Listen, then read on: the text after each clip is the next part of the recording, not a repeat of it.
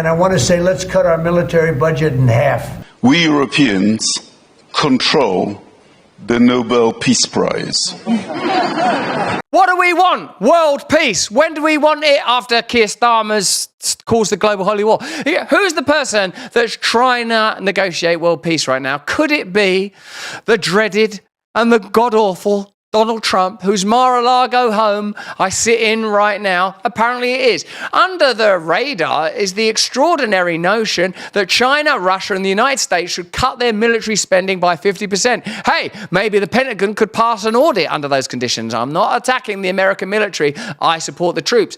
I love American service people. I love veterans and, in fact, soldiers and people that are willing to give their lives from across the world. Could there be any nobler cause than to lay down your life for those that you love or the land that you love? Difficult to think of one.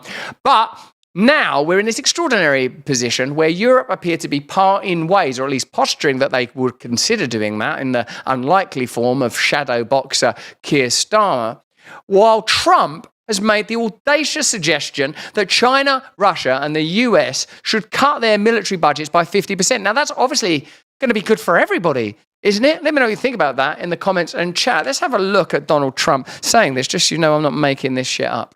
One of the first meetings I want to have is with President Xi of China, President Putin of Russia, and I want to say, let's cut our military budget in half.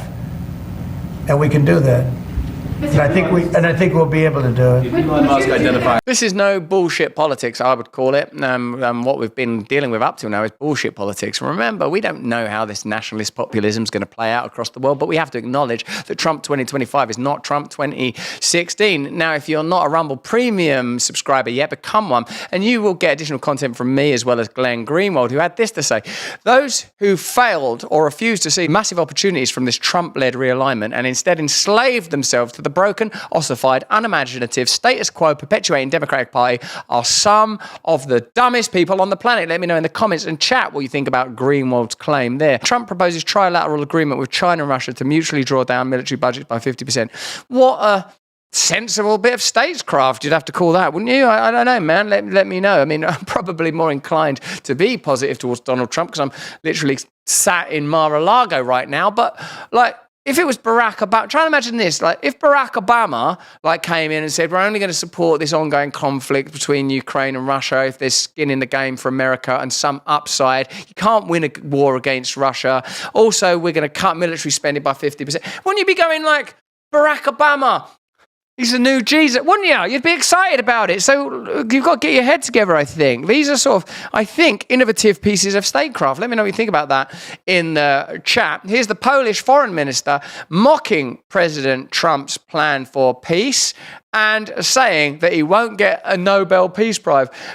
Oh no, not a Nobel Peace Prize. How did they, do you remember why they started that Nobel Peace Prize? Do you remember it? Do you know what they done? They were armaments people. They were involved in all sorts of crazy bullshit. Even the Nobel Peace Prize has got moody beginnings. Let's have a look at the Polish foreign minister mocking Trump's peace plan for Ukraine. What would you say to Donald Trump, Minister Sikorski? we have more chairs. I would tell him three things. I think it's time to stop the smugness, whether it's at the BAFTAs or at these crazy Munich peace accord things, whatever they're calling them. Like, it's dumb. Stop it. Stop being so smug. Like, the guy's just been mandated into a position of significant and incredible power and is doing what he was elected to do, other than things like that AI, mRNA stuff that I saw that geezer out, Larry, what's his name, out of Oracle talking about. You saw that. I don't mean Stay Free oracles, which the Stay Free team will be bringing you on Thursday, where me, Lara Logan and Neil Oliver live from Mar-a-Lago. Wow, I can't believe I just did that.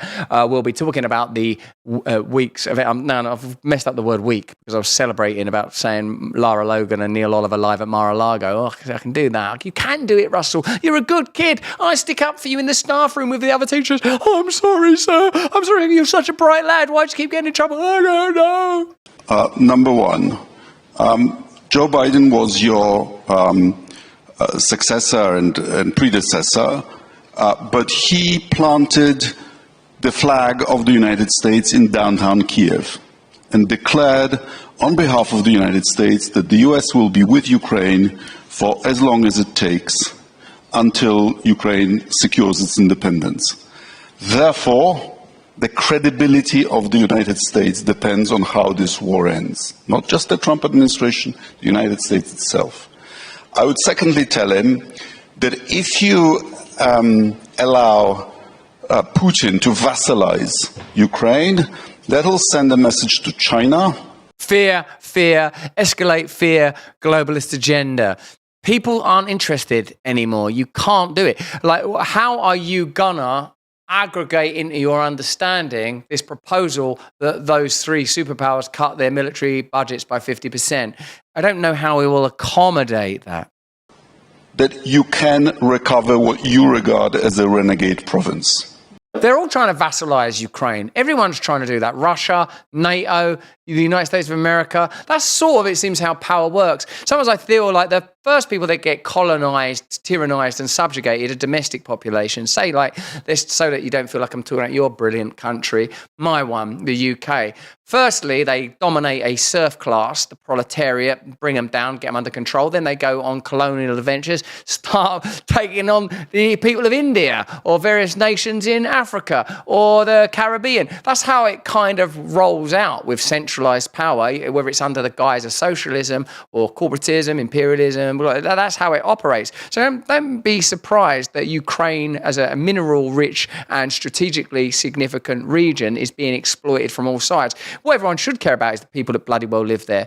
The people that live there, first and foremost, and then while we're all getting dragged into a potential nuclear war. Let me know in the comments and chat if you agree with that. It seems pretty obvious.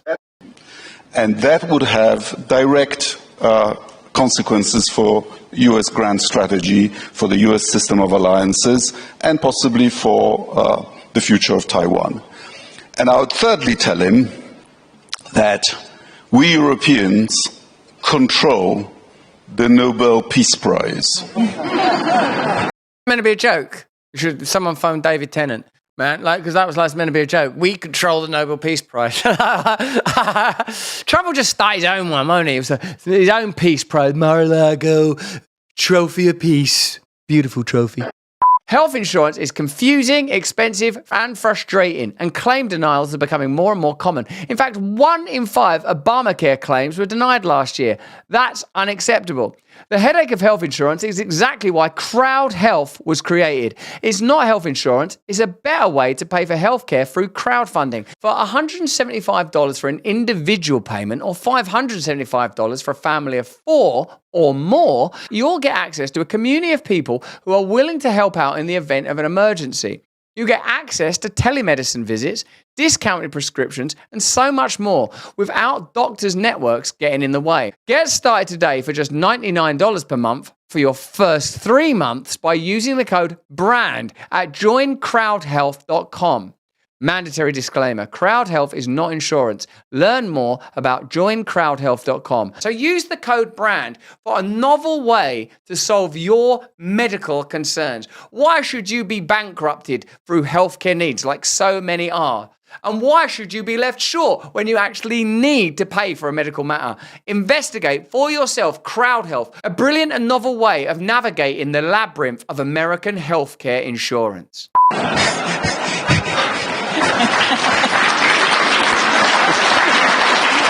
For them, that's a good joke, I suppose. For them, isn't it? Like, but that's how you have to set the standards.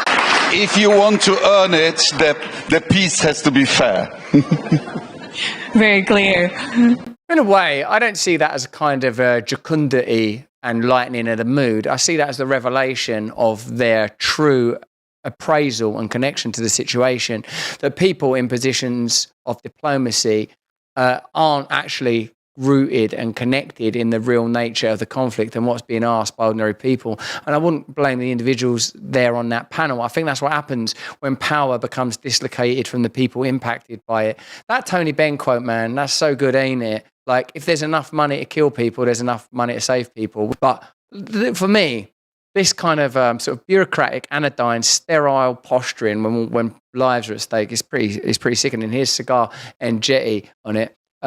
Poland says they won't send peacekeeping troops to Ukraine. They've been one of the most agitating forces for aggressive NATO support for Ukraine, but when push comes to shove, they really don't believe it's such a vital national security interest. Of course, Poland's got a pretty interesting relationship with Russia historically. Poland's Prime Minister Donald Tusk, which that must be annoying. We've got a leader of a country coming. Yeah. His name's Donald. Yeah. Surname begins with T. Yeah. All the way from Poland. Oh, fuck off. But would maintain the humanitarian logistics and military aid that has been provided to Kiev for the past 3 years. So there you go. The hated and loathed monolith of machismo, Donald Trump, appears to be advancing peace talks much more than his allies and potential and supposed allies and acolytes in Europe, the Polish ambassador or Keir Starmer, who seem dead set, and I use the word dead deliberately, on war. So, even if you find Trump vulgar, unappealing, even appalling, you have to recognize that the art of the deal when it comes to reducing military budgets between China, Russia, and the United States seems like a deal that would facilitate further peace. And as we stand on the precipice of a new world that could turn into some sort of ethno-nationalist nightmare, but hey, that's only because we were offered a globalist, imperialist, bureaucratic, Kafkaesque nightmare and told that it was to help people.